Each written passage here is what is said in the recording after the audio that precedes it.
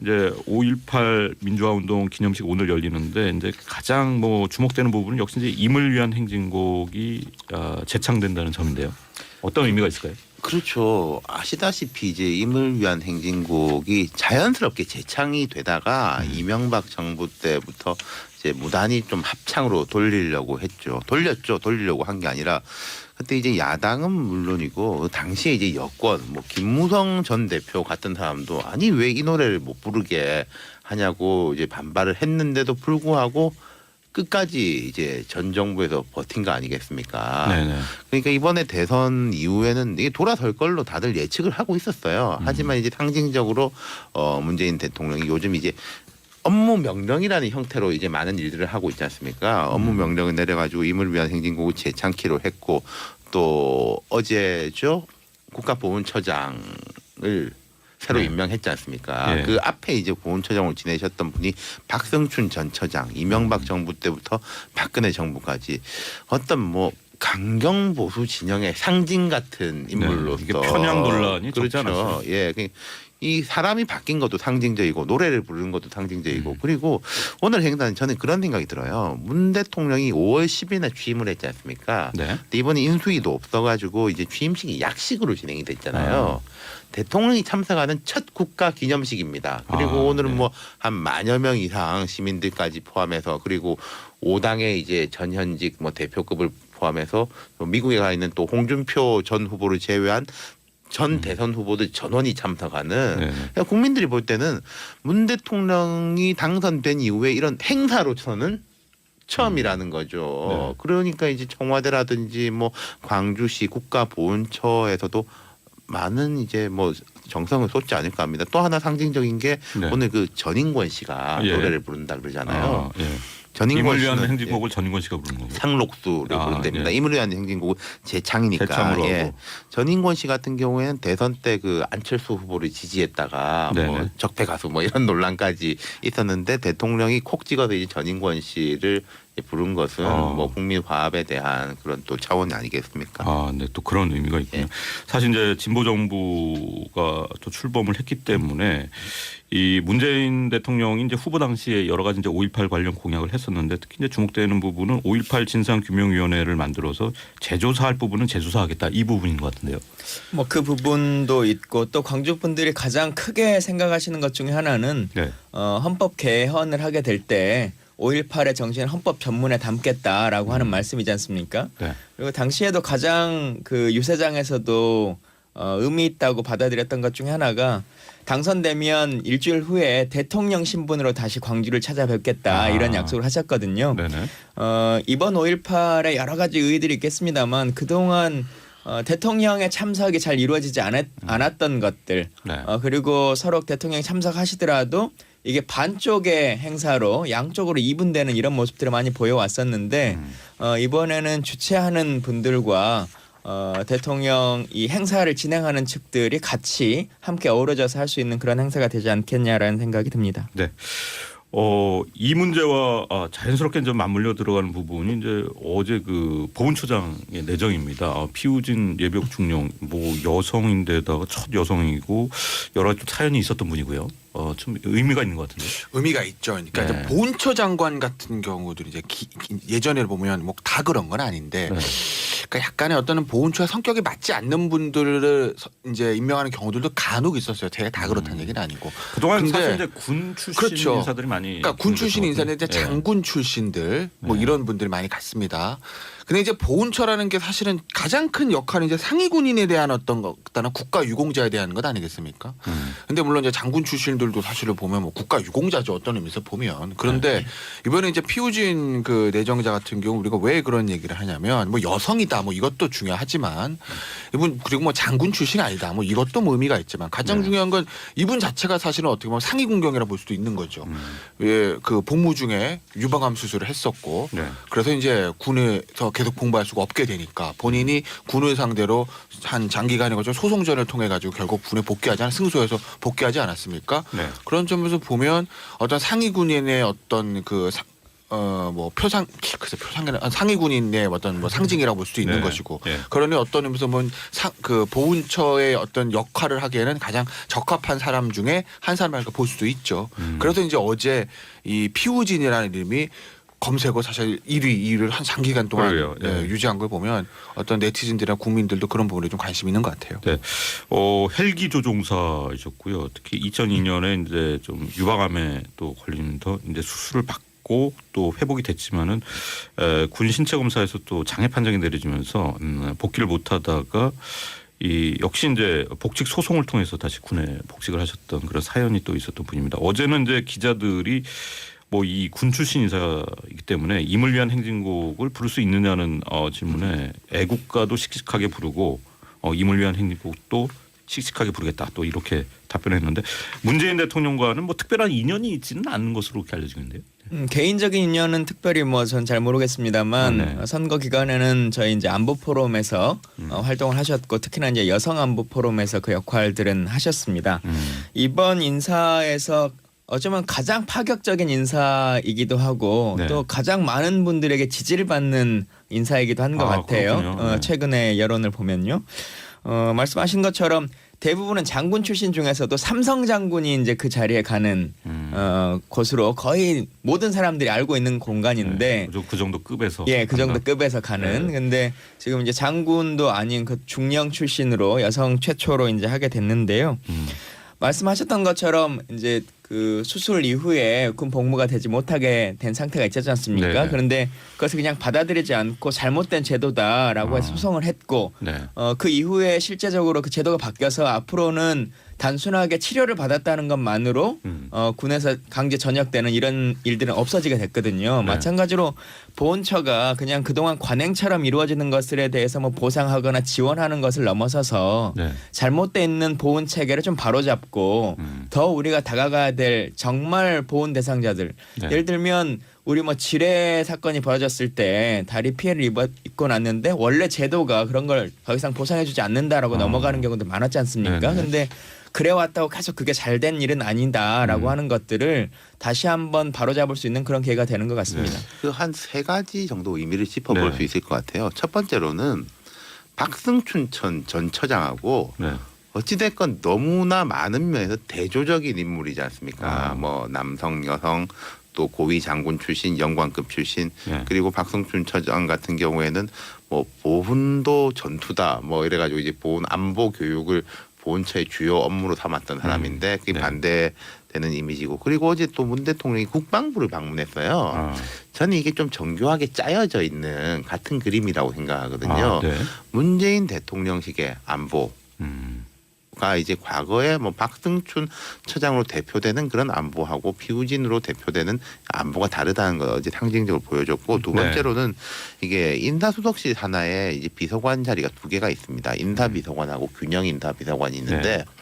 여성이잖아요. 그리고 이제 장애가 있으신 분이고 앞으로 어찌됐든 간에 가급적 여성을 좀 많이 채울 수 있도록 또 하겠다. 그런 의미가 라는 네. 것을 보여준 게 이제 두 번째고, 세 네. 번째로는 보훈처장이 장관급 자리인데도 불구하고 청문회가 필요 없는 자리입니다.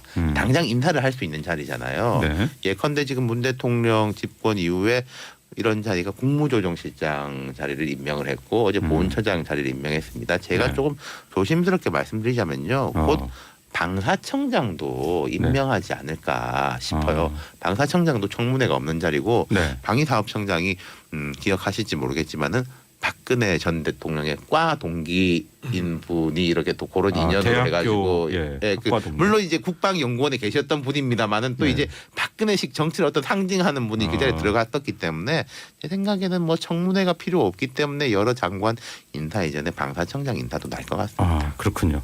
자, 청취자 문자 메시지 지금 많은 분들이 보내고 계신데요. 0919님은요. 김광진 전 의원님 반갑고 축하드립니다 하셨습니다. 우리 동네 신촌 유세에서 악수를 했던 60살 팬입니다 하셨는데 기억은 안 예, 나시죠? 감사합니다. 네. 예.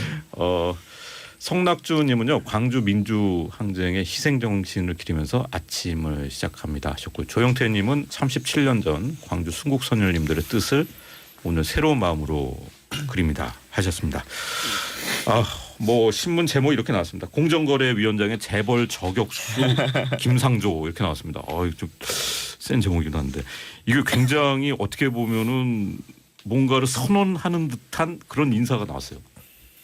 뭐 근데 재벌 저격수라는 게 어떤 언론에서 편중해서 썼다기보다 뭐 재벌에서 그냥 네. 원래 그분을 따라다니는 이름 중에 하나인 것 같기도 해요. 이번에 네. 만들어진 이름이라기보다 오랜 기간 동안 재벌 저격 특히나 이제 삼성 저격수라고 불리워졌던 분인데 네. 공정거래위원장이라고 하는 이름이 참 좋은 이름인데 우리의 그동안의 공정거래위원장이 대한민국의 경제를 공정하게 했었나라고 하는 반문들이 있거든요. 네.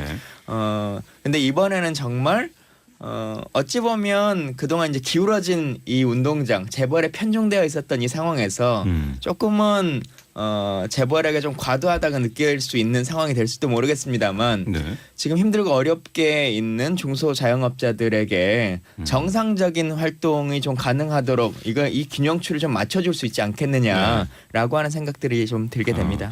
김상조 한성대 교수는 사실 이제 참여연대 등에서 또 활동하면서 특히 이제 재벌 기업의 뭐 지배 구조라든지 여러 가지 이제 잘못된 관행 또 하청 문제 특히 이제 삼성에 대해서 이제 굉장히 날카로운 잣대를 적용하면서 비판을 서슴지 않았던 그런 분이기 때문에 재계에서도 굉장히 좀 긴장하는 그런 인사가 될 것 같은데 역시 이제 뭐 방점은 새 정부는 역시 이제 재벌 개혁과 경제 민주화에 대한 강력한 의지를 갖고 있다는 점을 보여준 거 아니겠습니까? 뭐 공약에서도 사실 문재인 대통령 이제 후보 시절에 재벌 네. 계약에 대한 얘기를 많이 했었고 김상조 교수가 사실은 이제 그 캠프에 참여하면서부터 그 얘기는 이미 나왔습니다. 그리고 김상조 교수가 공정거래위원장 자리로 갈 거라는 것도 사실은 어느 정도 예측이 됐던 부분인데 네. 근데 이제 이런 건 있어요. 김상조 교수에 대해서 평가가 여러 가지로 갈리는데 재벌들은 사실 긴장하는 분위기 당연히 있는 것이고 네. 너무나 강성 진보 경제학자가 아니냐라는 그런 평가도 있지만 김상조 교수가 하는 얘기들을 이렇게 들어보면 그러니까 소위 말하는 진보 물론 경제학의 좌파 우파 가리는 게 좀 그렇지만 진보 좌파 쪽에 있는 경제학자라기보다는 네. 어떤 의미에서 보면 미국식의 순수한 주주자본주의를 신봉하는 사람이라고 보시면 돼요. 근데 이제 김상조 교수의 어떤 그런 얘기들을 보면 우리나라의 이 자본주의라는 것이 주주의 이익을 극대화해야 되는 것인데 네. 주주의 이익이 극대화가 안 된다. 그러니까 소액 다수 주주들보다 지분을 얼마 가지고 있지 않은 대기업 오너들이 그 적은 지분을 가지고 전부 모든 계열사를 지배하는 거는 미국식 순수 자본주의에 맞지 않다라는 어떤 그런 네네. 신념을 가지고 계시는 분이기 때문에 네. 단순히 뭐 재벌 개혁 이런 쪽에 방점을 찍기보다는 시장 경제 활성화라든지 공정화 뭐 이런 쪽에 좀 방점을 찍어서 좀 다른 각도에서 보는 것이 어떨까 싶은 생각도 있어요. 네. 그러니까요. 김 변호사 말씀하신 말씀이 맞는데 저도 한 10년 전부터 김상조 교수님이 교수. 아니죠. 김 위원장 네. 뭐 내정자 하는데 이건 재벌 해체론자라기보다는 재벌 활용론자에 가까워요. 네. 뭐 예컨대 삼성에 대해서도 뭐 삼성 해체하라 이런 주장을 하는 게 아니라 뭐 정당한 오너십이 서야 되는 건데 그 오너십이 서려면은 법과 제도 위에 서야 된다 이런 주장을 하시는 분이고 그러니까 기존에 확립된 시장 질서와 법을 제대로 적용하자. 그렇죠. 뭐 지금 이런 법대로 안 해서 문제지 네. 법대로 하자라는 주의자시죠. 그래서 저는 근데도 불구하고 약간 두 가지 우려점이 있는 게 이분은 그냥 교수가 아니라 현실에 계속 참여하셨고 경험이 많은 분이라서 일을 잘 하실 겁니다. 잘 하실 건데 두 가지 우려점이라는 것은 팔짱 끼고 보고 있는 분들이 많아요. 그동안 말은 참 잘했는데 네. 얼마나 한번 일 잘하는지 한번 보자. 예를 들어서 현실에서도 그렇죠. 잘 적용할 조국 것인가. 민정수석하고도 좀 유사한 케이스죠. 밖에서 부담 없이 말하는 거하고 실제로 이제 그 힘을 행사할 때 어떻게 되는지 보자라 이게 그게 첫 번째 우려점이고 그러니까 네. 이제 뭐 방해한다라기보다는 좀 관망하는 사람들이 많은 것 같아요. 네. 두 번째로는 이런 면이 있습니다. 김상조 교수 같은 경우에는 공정거래위원장이 될까 금융위원장이 될까 이렇게들 좀 보고 있었어요. 그렇죠. 공정거래위원장은 말 그대로 이제 칼을 집행하는 곳이고 금융위원장이 오히려 조금 더 크게 정책이라든지 기조를 수립하는 쪽이거든요. 그럼 금융위원장이 뭐 시쳇말로 약간 높다고 볼 수 있죠. 네.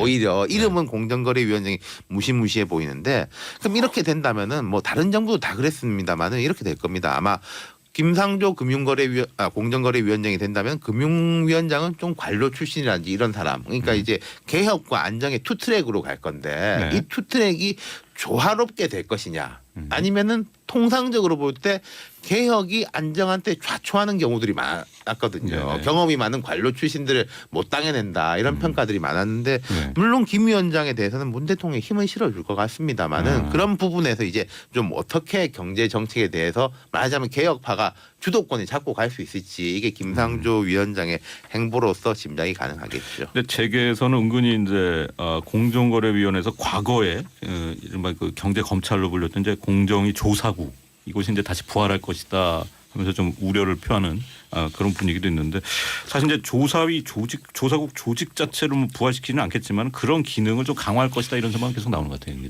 근데 조사국 부활은 지금 그 얘기 나오는데 네. 저는 부활할 것 같아요. 조사국. 왜냐하면 이제 아예 조사국이랑 이름도 왜냐하면 원래 이게 새로 생긴 조직이 아니라 제가 알기로는 DJ 정부 때 있었다가 이게 공정위 조사국이란 게 그 국세청으로 하면 조사사국, 네. 대검으로 하면 없어졌던 옛 중수부입니다.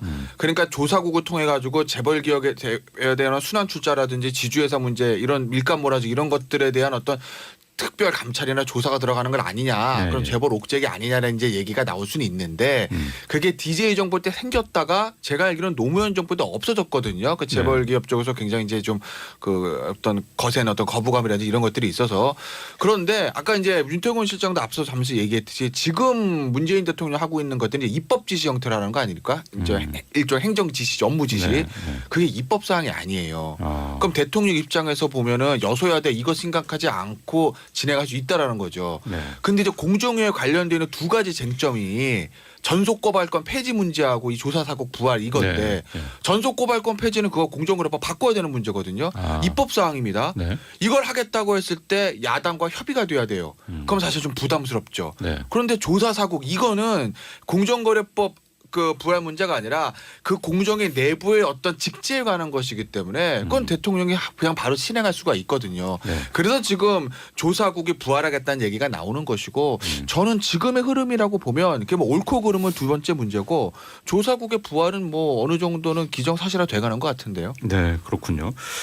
자, 뭐 지켜봐야 될 부분인데 이게 작은 부분이긴 하지만은 뭐 의미가 있던 부분이 청와대 공직기강 비서관 인선인데 원래 이제 이 자리는 뭐 검찰이 하는 자리다, 검사가 하는 자리다 이런 인식이 있었는데 감사원 출신 국장이 이제 발탁이 됐습니다. 계속 그래왔던 건 아니고 참여정부 때는 네. 검찰이 하지 않은 적도 있습니다. 그렇군요. 그런데 지난 9년간은 검찰이 독식해 왔었던 자리이죠.